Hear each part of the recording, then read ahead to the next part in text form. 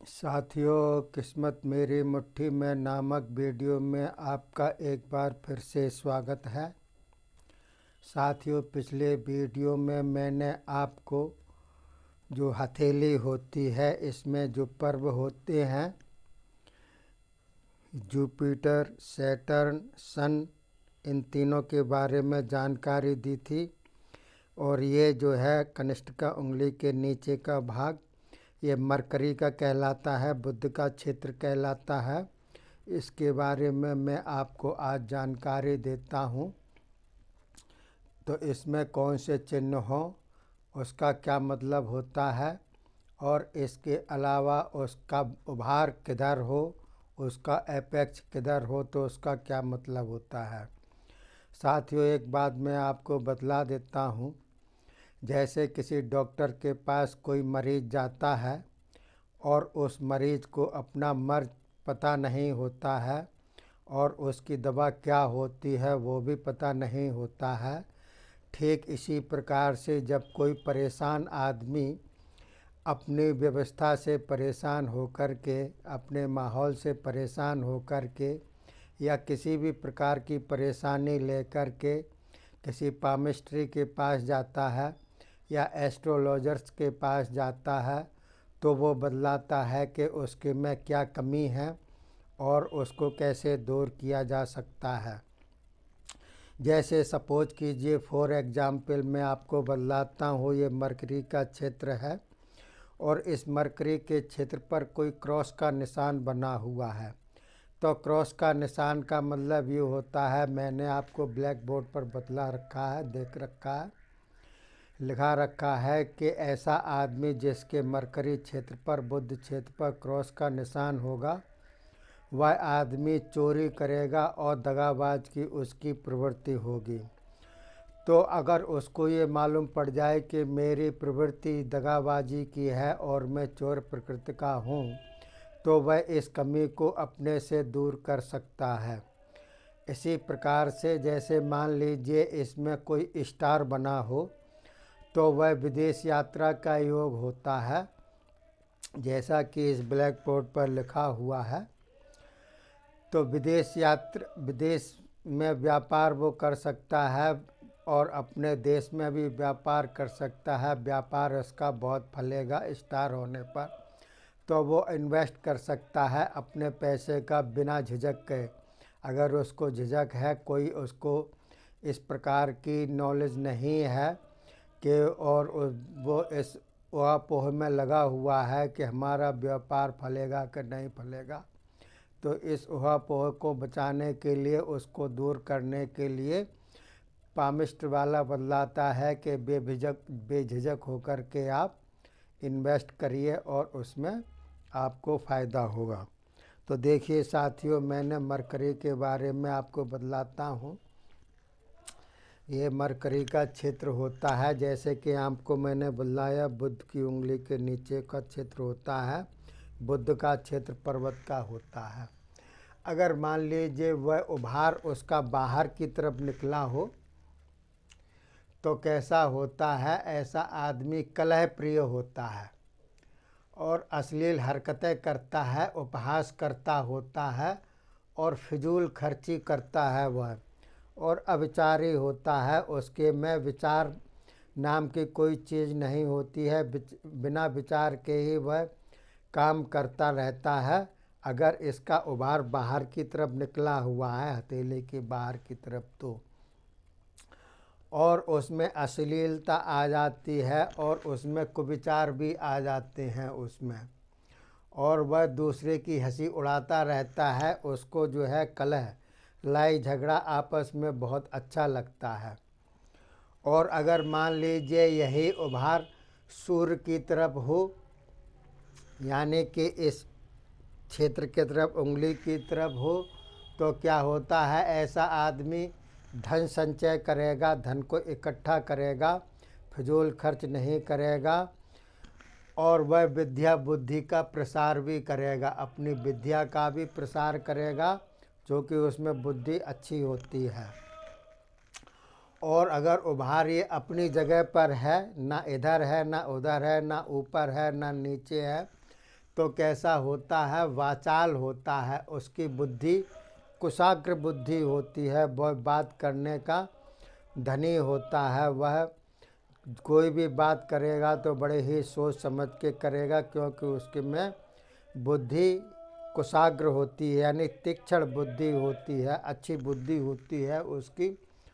और वो विनोद प्रिय होता है, वह जो है नाराज कम होगा, गुस्सा कम होगा, किसी पे क्रोध कम करेगा, विनोद प्रिय होगा, हंसी मजाक करेगा, लोग बाग उसके पास आएंगे जाएंगे, खुश होकर के जाएंगे अगर वो अपनी जगह पर स्थिर है। और अगर ज़्यादा उठा हुआ है तो देखिए क्या होता है, तो ये गलत हो जाता है। आदमी कैसा होता है, छली होता है और धोखेबाज होता है, दूसरे को धोखा देगा और छल करेगा दूसरों को, ये अच्छा नहीं होता है। उभार के बारे में मैंने बतलाया, अब मैं आपको एपेक्स के बारे में बतलाता हूँ। एपेक्स मैंने पिछले वीडियो में बतलाया था किस प्रकार का होता है, आप उस वीडियो को देख करके पता कर सकते हैं। तो देखिए एपेक्स अगर ऊपर हो, सेंटर में ना हो, तो बात बनाने वाला होता है। और ऐसा आदमी को चुटकुले ज़्यादा पसंद होते हैं, वो चुटकुले सुनाएगा भी और हंसी मजाक भी करेगा, विनोद प्रिय भी होगा वो। और अगर एपेक्स सूर्य की तरफ हो तो सौंदर्य प्रेमी होता है और कम चालाक होता है, उसके में दिखावटीपन ज़्यादा होता है, वह जो है दिखावटीपन ज़्यादा करेगा, चालाकी उसमें कम होगी। और अगर ये एपेक्स बाहर की तरफ निकला हुआ है, एपेक्स बाहर की तरफ निकला हुआ है, तो वो व्यापार में सफल होता है ऐसा आदमी। और अगर इस क्षेत्र पर एक रेखा हो, स्पष्ट रेखा हो, कटी पिटी रेखा ना हो, स्पष्ट एक रेखा हो, तो वह आदमी जो होता है उसको अचानक धन की प्राप्ति होती है।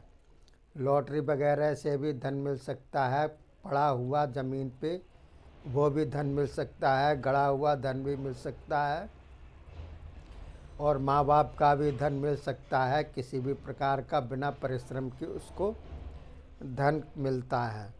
और अगर 2-3 रेखाएं हों तो वह शरीर शास्त्री होता है, उसको जो है अपने शरीर की और दूसरे की नॉलेज की, स्वास्थ्य संबंधी बातों का नॉलेज, अच्छी नॉलेज होती है उसको। और अगर जाली बनी हो तो ऐसा आदमी अच्छा नहीं कहलाता है, वह धोखेबाज होगा, चोरी करेगा, दूसरे की ठगी करेगा और आर्थिक कठिनाइयों से वह जूझता रहेगा, और वो बेईमानी भी करेगा और दुराचारी भी होगा। वह ऐसा आदमी कैसा होता है, ये सारी उसमें बुराइयां हो जाती हैं। अगर जाली बनी हुई है तो धोखेबाजी करेगा वह, चोरी चकारी करेगा वह, और ठग विद्या में निपुण होगा। आर्थिक कठिनाई उसकी यानी कि पैसे की तंगी रहेगी और बेईमानी टाइप का रहेगा, और दुराचारी यानी कि उसका आचार व्यवहार सही नहीं होता है।